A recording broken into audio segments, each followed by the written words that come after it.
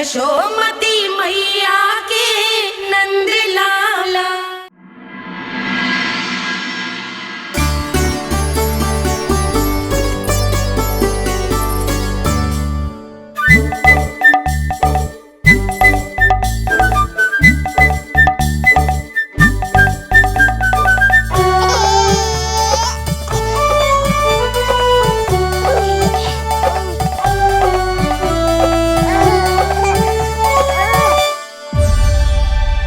मैया, ये क्या किया?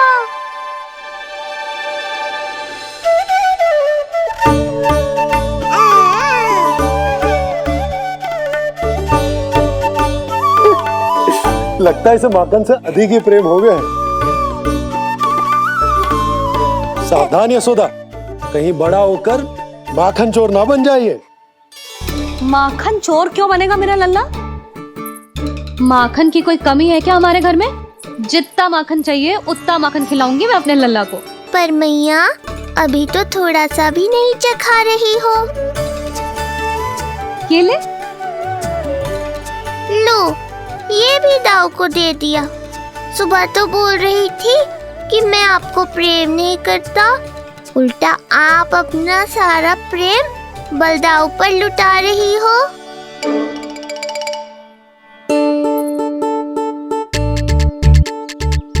सुनो जी, कान्हा के चारों ओर सिरहाने लगा दो ना, नहीं तो जी फिर से इधर उधर चला ना जाए। अच्छा सुझाव दिया तुमने। अभी लाए।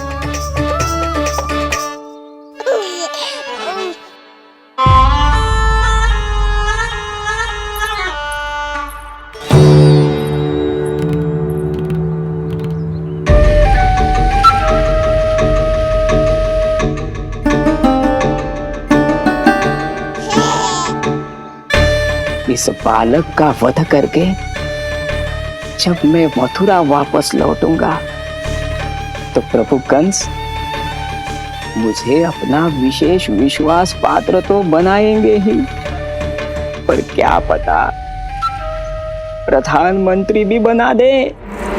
देवकी और वसुदेव अभी कहाँ हैं? अपनी संतानों के श्राद्ध के लिए ऋषि गर्ग के आश्रम जा रहे हैं। अब आप क्या करने वाले हैं महाराज? एक बार तो मैंने उन्हें प्राण दान दे दिया। बधाई हो कुंवर जी, अपनी पत्नी के प्राण बचाने में आप सफल हुए। दूसरी बार मैं उन्हें दंड देने निकला तो तुमने मुझे रोक दिया। बुद्धि बल का प्रयोग कीजिए स्वामी, शारीरिक बल की आवश्यकता नहीं। किंतु एक ही भूल को बार बार नहीं दोहराएगा कंस। मथुरा नरेश कंस के इस महल से वसुदेव और देवकी जीवित बाहर नहीं निकलेंगे, केवल उनके शव। कंस मामा, आप उनको छू भी नहीं सकते।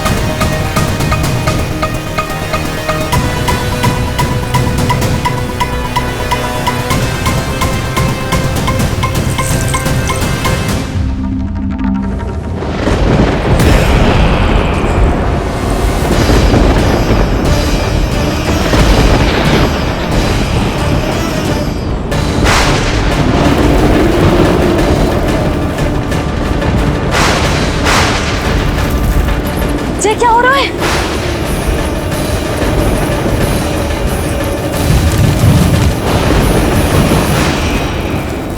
ये क्या हो रहा है?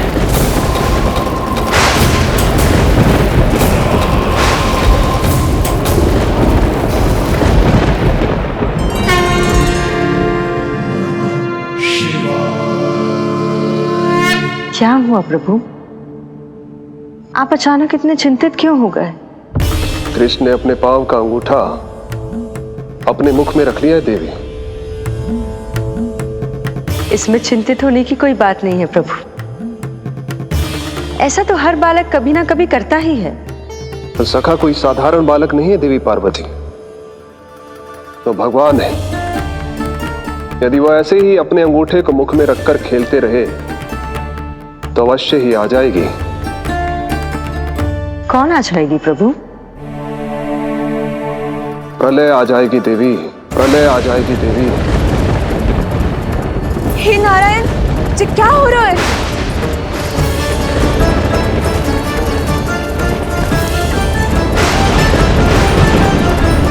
ये ऐसे लग रहा है जैसे दिन में ही रात्रि के समान अंधेरा छा गया हो।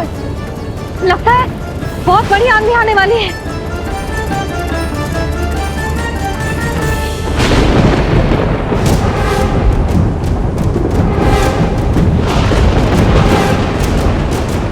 ये भीषण आंधी, ये मूसलाधार वर्षा, तुम दोनों ने ऋषि गर्ग के साथ मिलकर अवश्य कोई योजना बनाई है ना? बोलो बोलो, क्या है वो योजना? बोलो।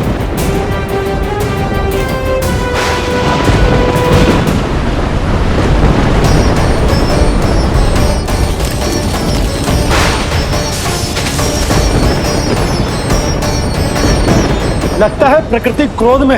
मैं जाकर गौशाला संभालता हूँ, कहीं कोई हानि ना हो जाए। तुम बालकों को भीतर ले जाओ।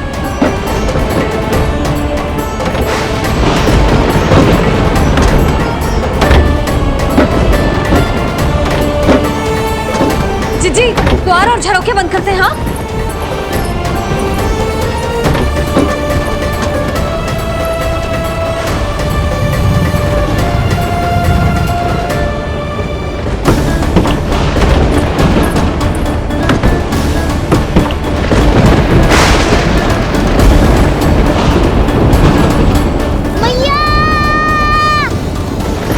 लला, चल अंदर चल के खेल।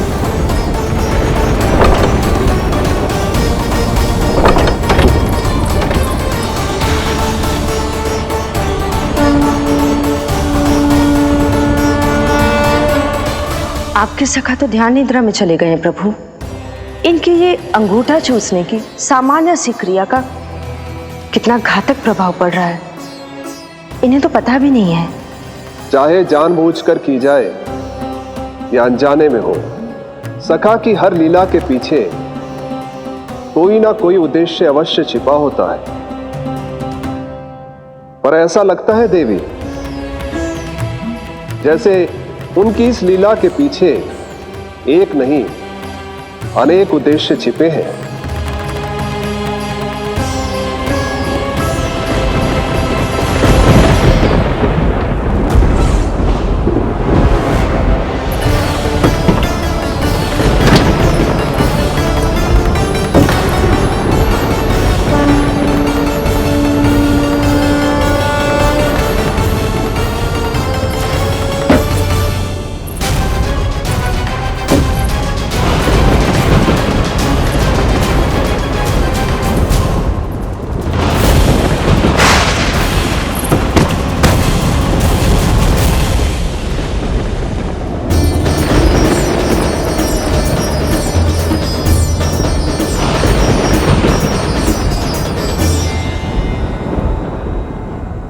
देख रही हो चिज्जी, प्रसाद ना मिली खाने को, तुझे पांव का अंगूठा ही चूसने लग गयो। कान्हा, ये क्या कर रहा है? अंगूठा मुंह से निकाल दे लल्ला। ये अच्छी बात ना है कान्हा। देख कान्हा, तू नींद में है, इसका अर्थ ये ना है कि मैया तुझे अंगूठा चूसने देगी। निकाल अंगूठा मुंह से। आज तो बड़ी शीघ्र इतनी गहरी निद्रा में सो गए हो तुम।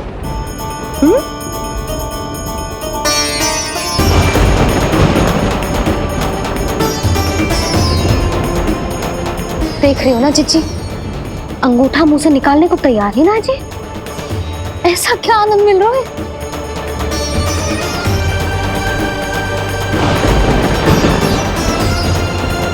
अधिक बल भी ना लगा सकती, अत्यधिक नींद में है, कहीं इसकी आंख ना खुल जाए। रानी भाभी, लगता है तीव्र वर्षा होने वाली है। मैं और भोला भैया के साथ तक ले निकल रहे हैं। हो सकता है उन्हें हमारी आवश्यकता हो। हाँ हाँ चलो बोला।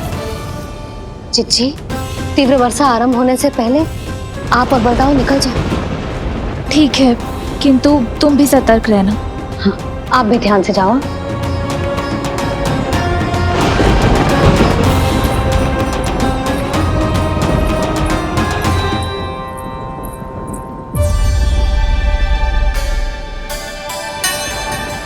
हे नारायण, वस्त्र बाहर सूख रहे हैं और तेरे अन्नप्राशन वाले चावल भी रखे हैं। भीतर करना होगा ना चिचान की भी।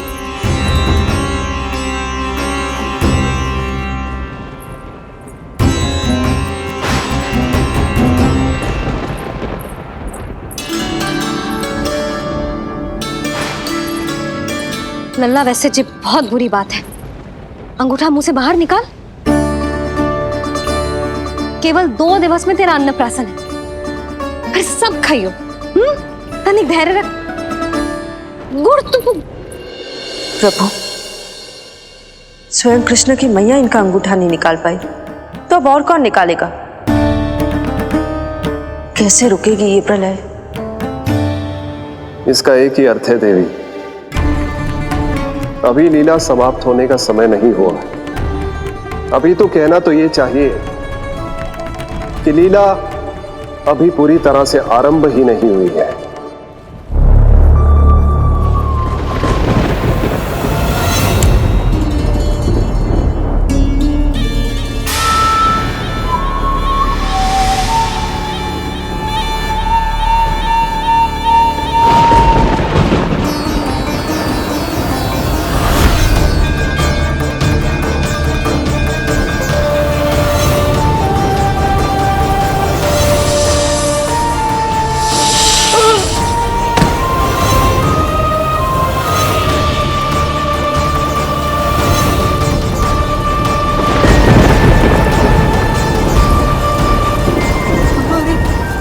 कंस ने प्रलय बुला ली, कंस ने प्रलय बुला ली।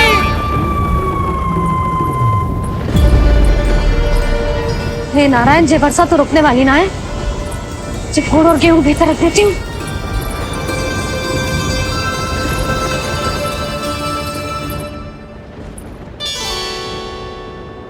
जे देख रहे हो गुड़, जे तेरे अन्नप्राशन के पकवानों के लिए ही है।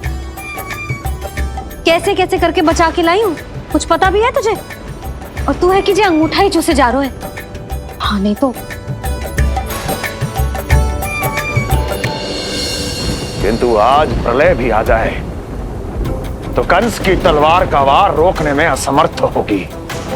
कंस के साथ विश्वासघात किया है, दंड तो मिलेगा। महाराज, वायुमंडल में अचानक आए इस परिवर्तन का हमसे कोई लेना देना नहीं है। हम तो बस अपनी संतानों के श्राद्ध के लिए जा रहे थे। मूर्ख हूं मैं, मूर्ख हूं मैं। कंस एक मूर्ख है, मूर्ख हूं मैं। अब अच्छी तरह जानता हूं मैं, श्राद्ध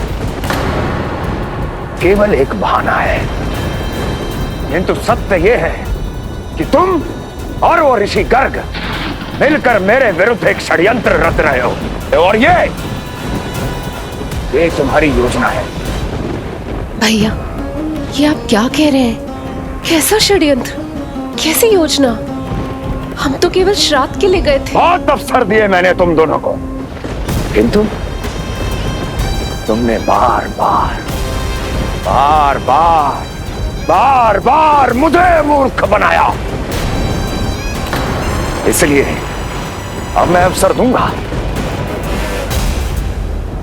अपनी इस तलवार को।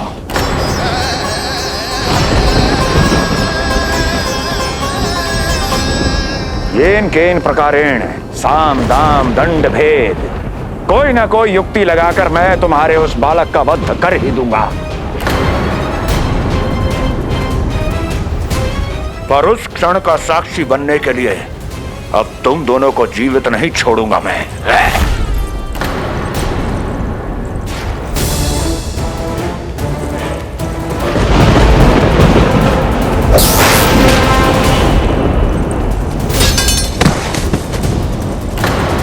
स्वामी,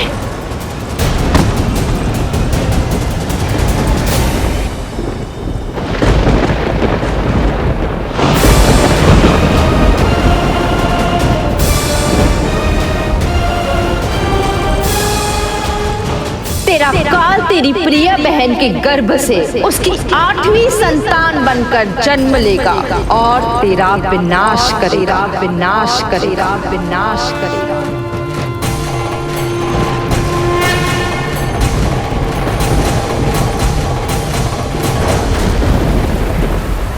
प्रलय आने वाली है, प्रलय आने वाली है, प्रलय आने वाली है।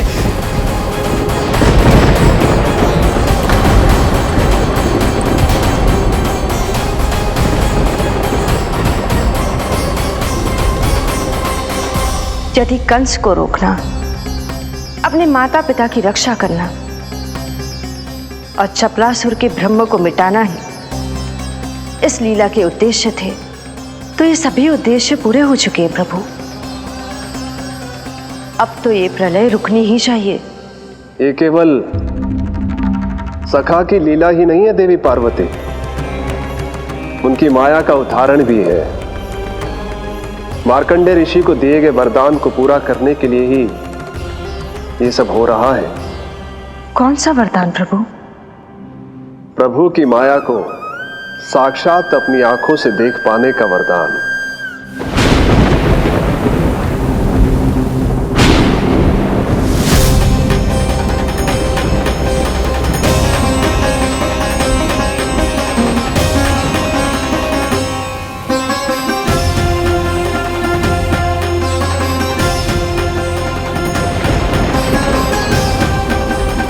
हे नारायण, क्या ये प्रलय है? क्या संसार समाप्त हो रहा है? तो फिर मुझे मिले इस जीवन का क्या अर्थ है?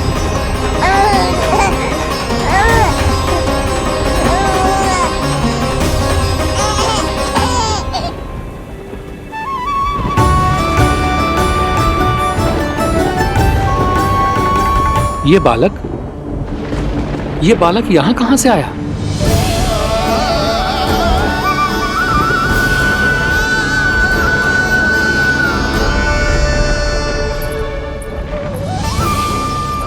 सोते हुए कितना निर्दोष लगता है जी। चारों ओर जल ही जल है, सब कुछ प्रलय में नष्ट हो रहा है, किंतु ये कितना निश्चिंत है ये। परंतु ये अद्भुत बालक है कौन?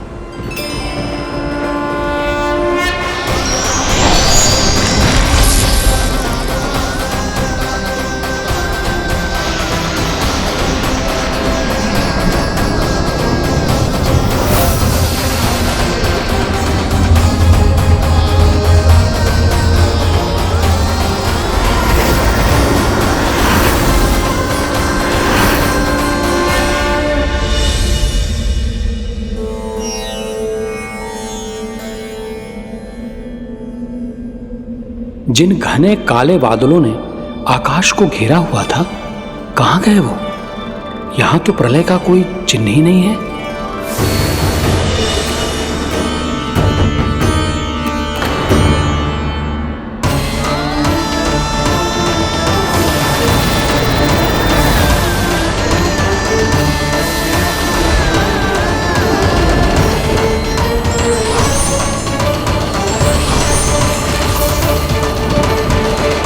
ये आप ही की माया थी ना प्रभु? मुझे इसका साक्षी बनाने के लिए आपका बहुत बहुत धन्यवाद। परंतु इसका अर्थ क्या है प्रभु?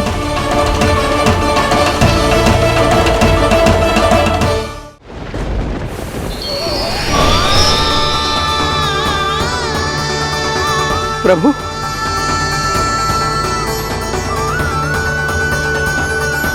इसका अर्थ ये है कि ये मानव संसार वट वृक्ष पर स्थित है और मानवों का जीवन काल वट वृक्ष के पत्ते पर विश्राम करती एक जल की बूंद के समान होता है।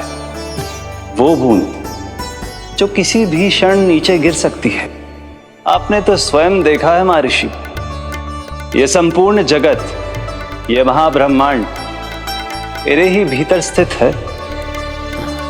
ये उदाहरण है इस बात का कि जो दिखता है उसके कई स्वरूप होते हैं। जो आज आप देख रहे हैं वो पहले भी हो चुका है और आगे भी होगा। सब कुछ एक माया है। प्रलय का होना, जीवन का होना, दुख सुख सब एक भ्रम है। ठीक उसी प्रकार जिस प्रकार एक जलाशय में दिखने वाला प्रतिबिंब आपकी वास्तविकता नहीं बल्कि एक भ्रम होता है। इसलिए मनुष्य को सदैव ध्यान रखना चाहिए कि जीवन में कोई भी संकट क्यों ना आए, वो इस प्रलय की तरह केवल एक भ्रम ही होता है। ऐसे समय में जो संकट के सामने झुक जाते हैं या अधर्म का साथ देते हैं, वह स्वयं को उस भ्रम रूपी प्रलय में डुबोकर नष्ट कर लेते हैं।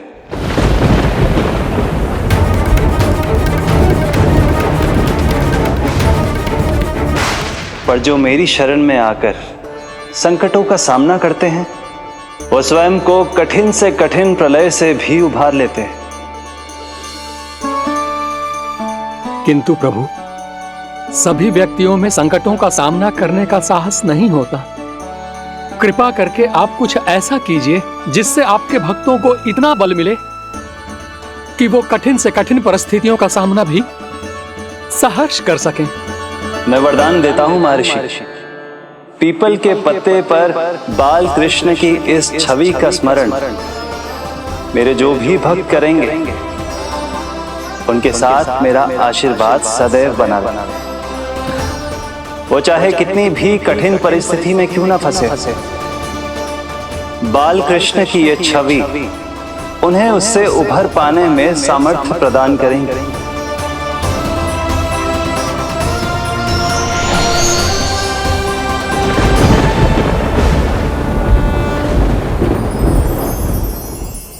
अद्भुत।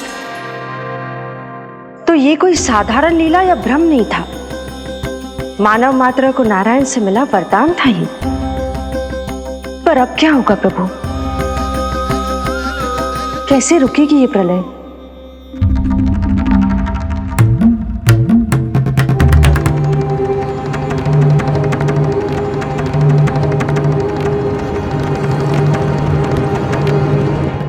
क्या सोच रहे हैं प्रभु? क्या आप रोकेंगे ये सब? नहीं प्रिय, ये कृष्ण की माया है, वही इसे रोक सकते हैं। पर मैं अपने सखा से भेंट करने अवश्य जाऊंगा,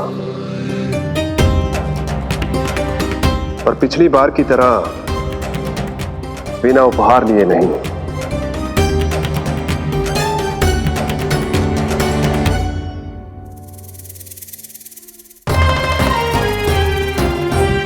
उपहार?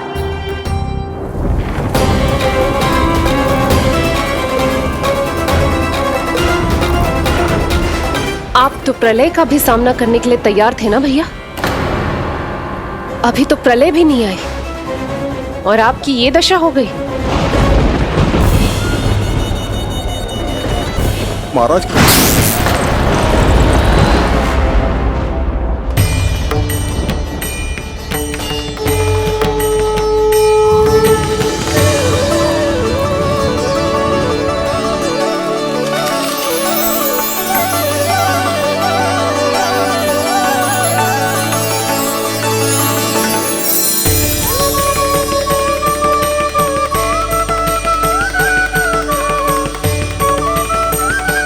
महादेव, आप उपहार में ये निष्प्राण वस्तु देंगे अपने सखा को? सही पहचाना देवी, पर उपहार देने से पहले इसे आकार दूंगा मैं, क्योंकि प्राण तो इसमें बालकृष्ण ही भरेंगे।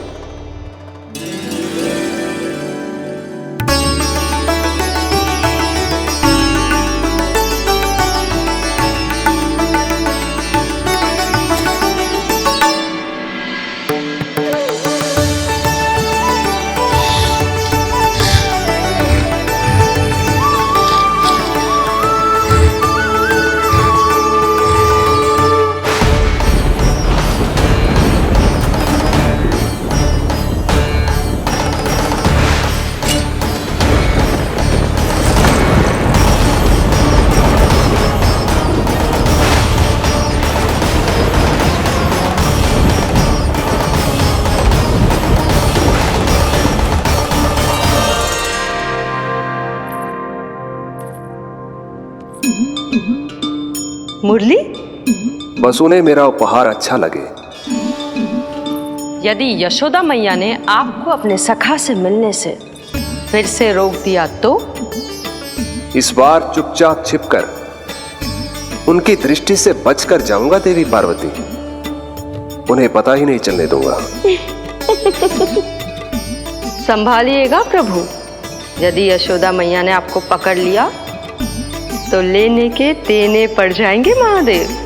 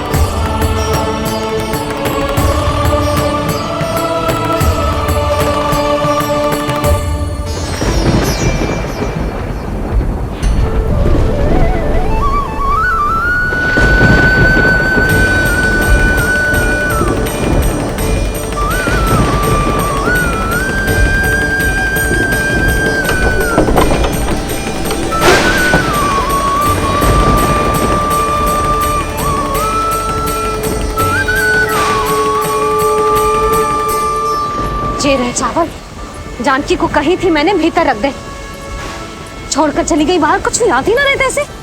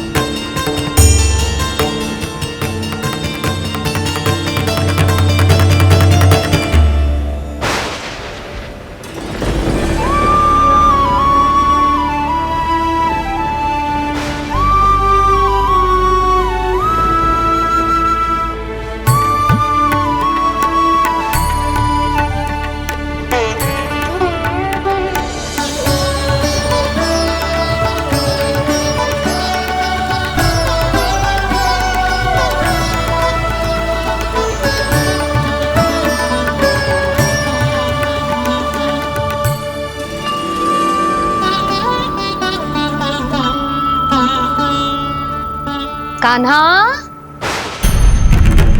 अंगूठा निकाल दे नन्ना, नहीं तो रुक जा, मुझे ही अंगूठा निकालना पड़ेगा तेरा। पूरे वस्त्र भीग गए मेरे, कहीं मेरे कारण इसका श्वास न बिगड़ जाए। वस्त्र बदल के आ रही है मैया।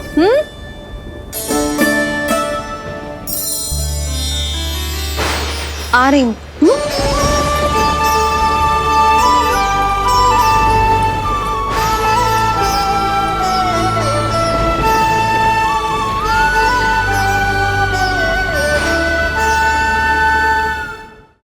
शासन की नींव भय होती है महाराज, और आपका पूरा साम्राज्य भय पर ही टिका हुआ है। यदि आप ही इस तरह से भयभीत दिखाई देंगे तो आपके साम्राज्य को डगमगाने से कोई भी नहीं रोक पाएगा। एक बार आपने ही कहा था ना कि अपनी दुर्बलता कभी किसी को मत दिखाओ। प्रजा को भयभीत कंस नहीं, भयानक कंस दिखना चाहिए, भयानक कंस। अब आप ये सिद्ध कर दीजिए कि भय आपके शत्रु का नहीं, आपका शस्त्र है। महाराजा धीराज, कंस का शस्त्र।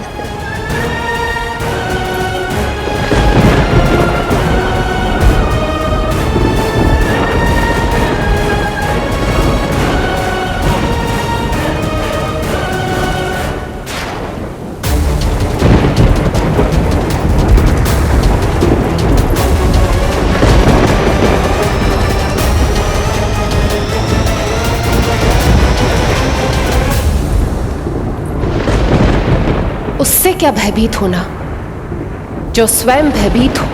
उससे क्या भयभीत होना जो स्वयं भयभीत हो। सखा, इस माया को विराम देने का समय आ गया है।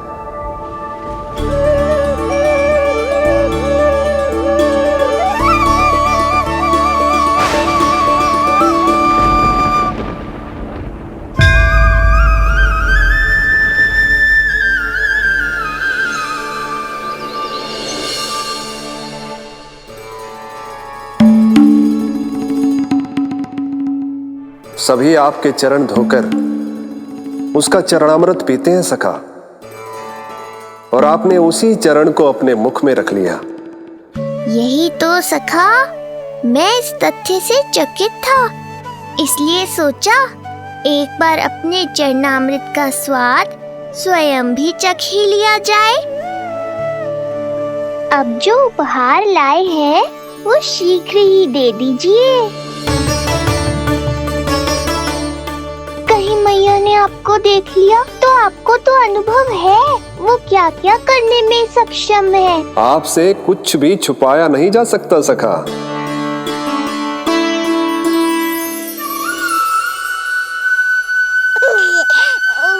इन अधरों पे पांव के अंगूठे से अधिक ये मुरली शोभा देगी सखा।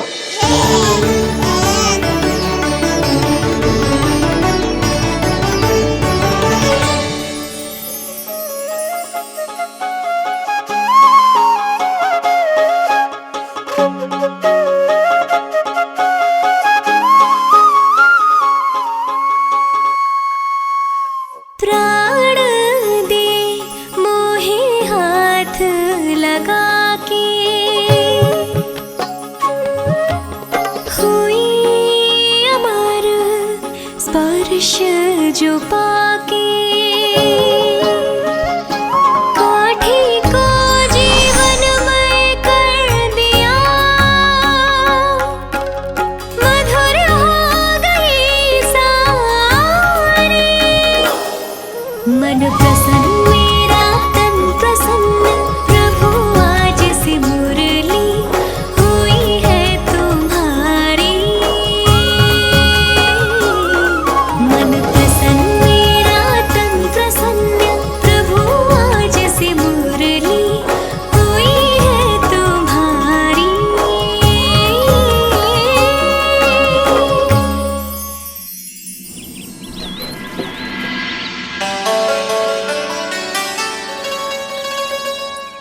तुम्हारी भक्ति ने मेरा मन जीत लिया है मुरली।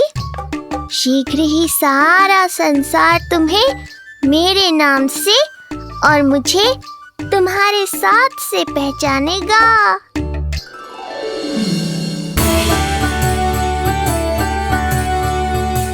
प्रभु, मेरे प्रभु, इस अनमोल भेंट के लिए आपका बहुत बहुत धन्यवाद सखा।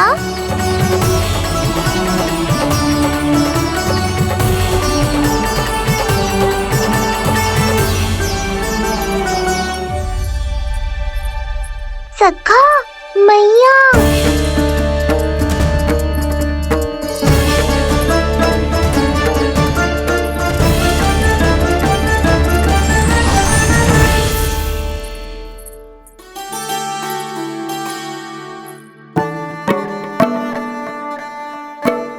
अच्छा जी, तो तूने अपना अंगूठा मुंह से निकाल ही दियो।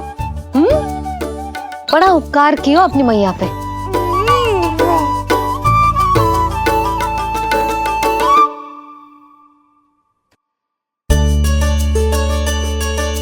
प्रभु, मैया ऐसा मत करो, मेरी मुरली वापस दे दो मुझे। ये कहाँ से आई? मेरे सखा ने उपहार में दी है। मैंने तो सोचा भी नहीं था मैया कि मेरे अंगूठा मुंह में लेने से इतना सब कुछ हो जाएगा। तेरे मुख पे छाई ये दृष्टता की छाया साक्षी है। ये जो भी हुआ, ये तुम दोनों, उस ऋषि गर्ग और तुम्हारे उस पुत्र का किया धरा है, जिसे तुमने मुझसे छुपा रखा है।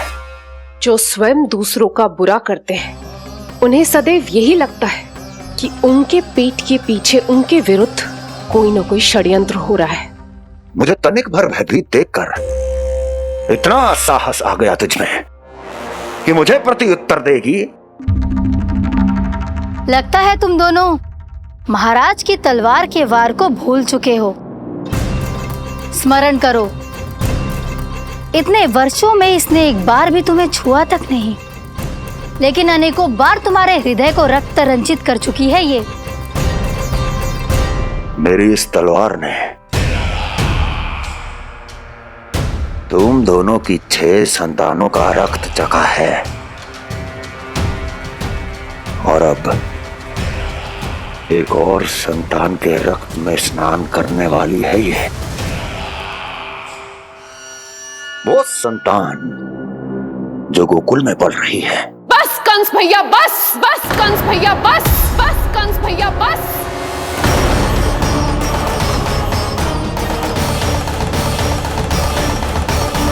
इतना दुस्साहस! तू मुझसे ऊंचे स्वर में बात करेगी अपने बड़े भाई के सामने? बड़े भाई जैसे कौन से कर्म किए हैं आपने? और अब जो कुकर्म करने की आप सोच रहे हैं, उसमें भी असफल होंगे आप। देवकी, नहीं स्वामी, आज मत रोकिए मुझे। बहुत सह चुके हैं हम, बहुत मौन रह लिए, परंतु आज इन्हें सत्य का पता चलना ही चाहिए।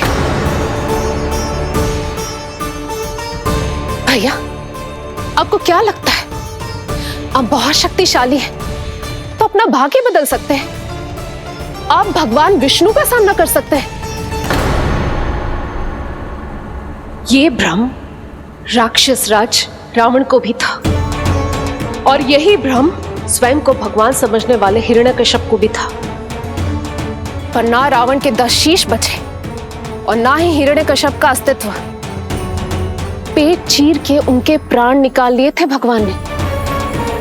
तो सोचिए भैया, आपकी क्या दशा करेंगे वो? मैं आज तक ये बात समझ नहीं पाई कि ये आपका अभिमान है या अज्ञान, जो आप भगवान विष्णु का सामना करने चले हैं। देवकी! इस क्रोध का आप कोई लाभ नहीं है भैया। अब तक मैं व्यर्थ ही आपसे भयभीत होती रही, परंतु अब और नहीं। जब हमारी रक्षा स्वयं भगवान विष्णु कर रहे हैं, तो फिर आपसे कैसा भय? जब हमारी रक्षा स्वयं भगवान विष्णु कर रहे हैं, तो फिर आपसे कैसा भय? तू क्यों मुस्कुरा रहा है? अब जे मत ही सोचना कि मैया फिर से अंगूठा चूसने देगी तुझे। अब उसकी आवश्यकता ही नहीं पड़ेगी मैया। पहले आकाशवाणी से सुना था, आज मैं दोहराती हूँ। आपकी मृत्यु भगवान विष्णु के अवतार द्वारा ही होगी। आपकी मृत्यु भगवान विष्णु के अवतार द्वारा ही होगी। आपकी मृत्यु भगवान विष्णु के अवतार द्वारा ही होगी।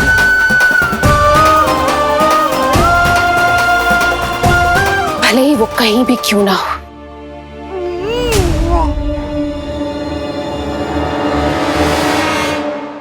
चाहे वो कहीं भी क्यों ना हो, मैं जानता हूं वो कहां है। देवकी, तूने बहुत बड़ी भूल कर दी मुझे चुनौती देकर। मैं चाहूं तो अभी इसी क्षण तुम दोनों का वध कर दूं, किंतु नहीं।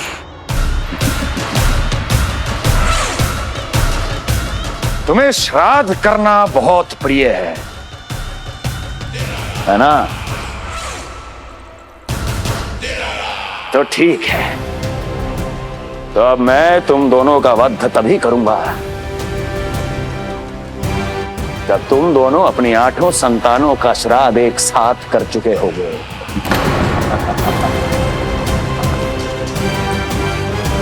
श्राद्ध की तैयारियां करो।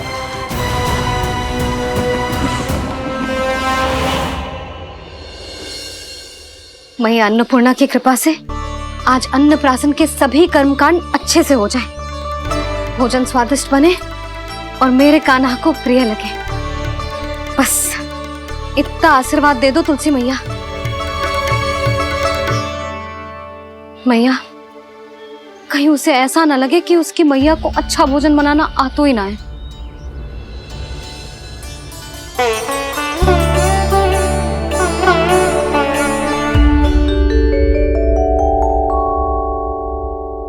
वाह मैया, इतने दिन तक तो कुछ खाने को दिया नहीं, और अब जब खाने का अवसर आया है तो व्यग्र हो रही हो। मेरे बारे में भी तो कुछ सोचिए प्रभु, 2 दिन से यहीं अटकी हूँ। अटकी नहीं हो मुरली, तुम तो लटकी हो प्रभु। हाँ हाँ मुरली, मुझे भी तुम्हारा साथ चाहिए, पर क्या करूं? मैया ने तुम्हें मेरी पहुंच से बहुत ऊपर लटकाया है। पर प्रभु, मैं अब तक पहुंचूं कैसे?